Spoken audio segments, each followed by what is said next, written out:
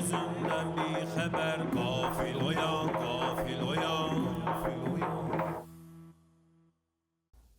Hikmət dolu kəlamları ilə tanınan, əslən Kufəli olan Bəhlul Danəndə 9-cu əsrdə Bağdad şəhərində yaşamışdı. Dövrünün Abbasi xəlifəsi Harun Ər-Rəşidlə olan münasibətindən ötürü onu Bəhlul Ər-Rəşid adlandırmışlar. Mənbələrdə onun Harunun qardaşı, qardaşının oğlu və ya dostu olduğu haqqında müxtəlif məlumatlar vardı.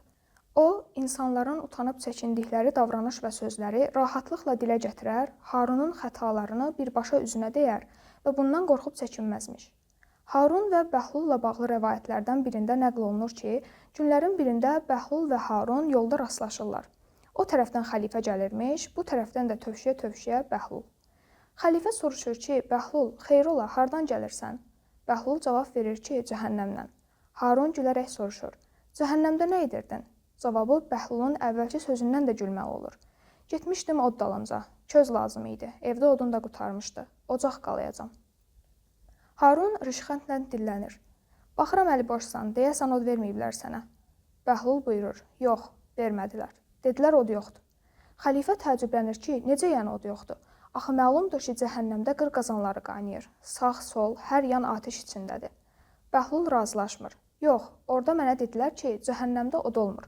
Cəhənnəmə odu hər kəs gələndə özü ilə gətirir. Necə ki, beytdə buyrulur. Zahid, məni aldatma, cəhənnəmdə od olmaz.